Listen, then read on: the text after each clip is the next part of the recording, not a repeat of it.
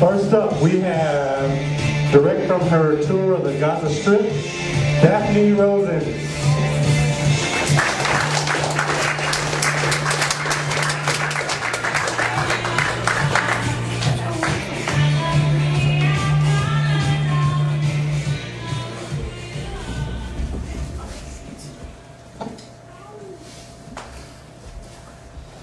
Thanks for being, is it on?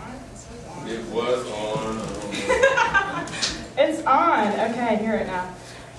Thanks for being here tonight, and happy election day. I hope everyone voted, but only if you voted the way I did, which was on Friday night because I did the early voting. Anyway, hi, I'm Daphne. I think I just said that. And I'm the token Jew of the bunch, actually. I keep telling these guys that I'm not like most Jews. In fact, I'm very anti-Semitic. But I love myself, so go figure. Maybe that's the reason why I married a Mexican. My in-laws always told me that I was out of the pot, because clearly Jews stick to their own, right? So clearly I was out of the pot because I decided to marry a Mexican. I just think I was out of my mind.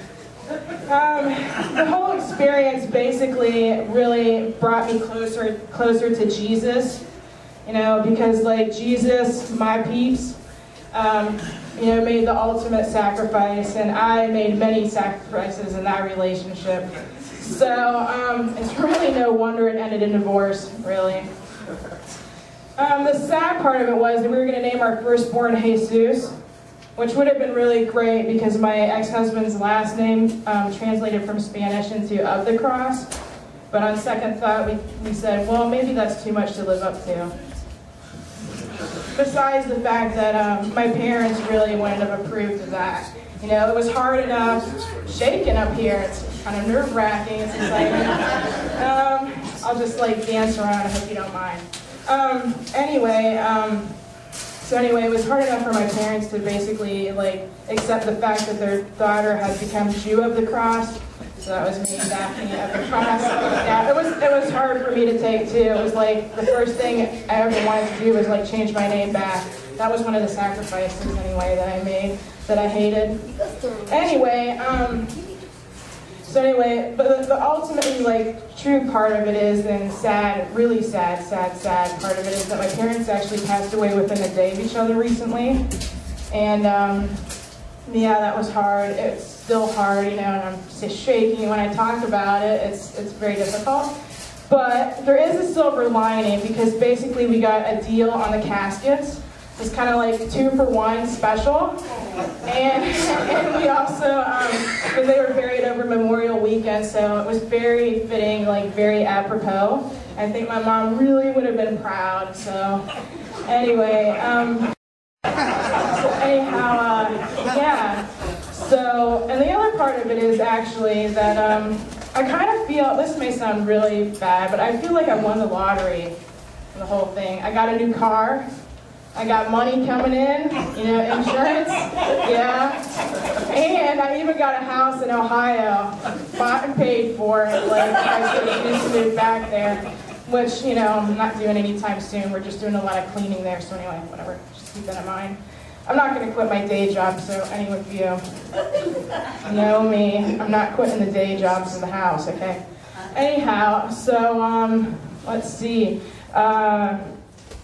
So now I'm an orphan, yeah, and on top of that, I was just recently diagnosed with having bipolar disorder, as if I needed an excuse to do all the crazy shit I've done in the past year, right? Anyhow, so luckily for me, there's this book. It's called Bipolar for Dummies. Actually, one of my doctors, because I have two now, shall have the rest of my life. A team of doctors, it's exciting. Anyway, so one of them said that he actually prescribed it for me. Does anyone here have that book? Happen to have that book? Kelsey? Oh, Kelsey has the book.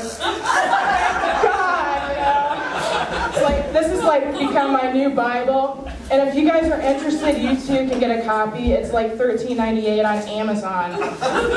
Plus shipping. Unless you do, above the order, and then it's shipping's free, which is what I did to get this. So because you can't find it in any normal bookstore anyway. Anyway, so before I give the book away, actually, not that I would because it's my Bible, but anyway, the book actually comes complete, it's very well written. Like any psychotherapy book, it comes complete with like handy dandy worksheets, which I love. I love the worksheets. Can't tell you how much I love doing worksheets. Actually, just recently got out of the loony bin not too long ago, and we did a lot of worksheets. Yeah. Anyway, so the book comes with worksheets, and there's also a chapter on loving someone with bipolar disorder.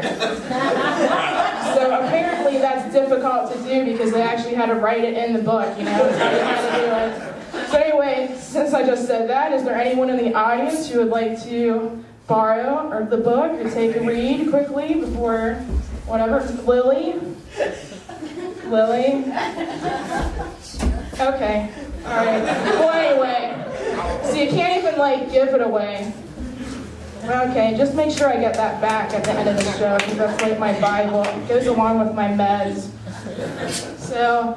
Anyway, being bipolar means that I basically cycle every 6 months between having a manic episode, which is really fun. So I become a totally different person, and I discover talents that I thought I never had or never knew I had. Okay, for example, the last manic episode I had, I basically turned into a stripper. And I thought it would be cute to strip naked in a bar that I usually that I frequented for 7 years now. So that one didn't really go over very well. There was only one bartender at the time, and actually the bar wasn't officially open. Since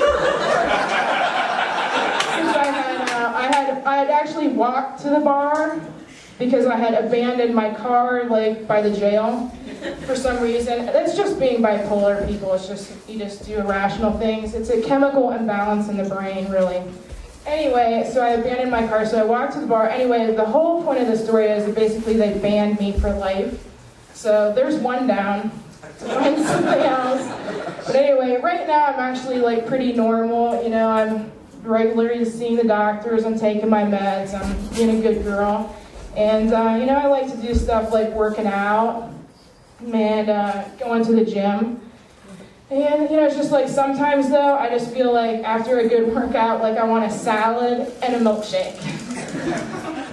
So I just feel it's this choice between, good and evil with me all the time. It's I want the salad, but I want a milkshake. So I'll just get both and combine them. It makes a good, happy meal. The other thing is it's like tattoos. I really, really, really like tattoos, right? On other people, it's this art form. I can appreciate it. My father was an artist. I get it. So I really like it. But, I'm afraid of needles, kind of. So, and, so I don't have any on myself, which is a good thing, actually, because I know at least, I'll never, become a heroin addict. So, in all seriousness, I just want to say that it's always been my dream to do stand-up comedy, and this class has been really wonderful to me. It's given me an opportunity that I wouldn't have had otherwise. But maybe not so much, because I tried to take the class actually in college. There was a stand-up comedy class in college and journalism school, and I couldn't fit it in with all the smoking, studying, and screwing. So there you have it. Anyway, so I just want to thank you guys for supporting me. It means a lot, and this has been really fun.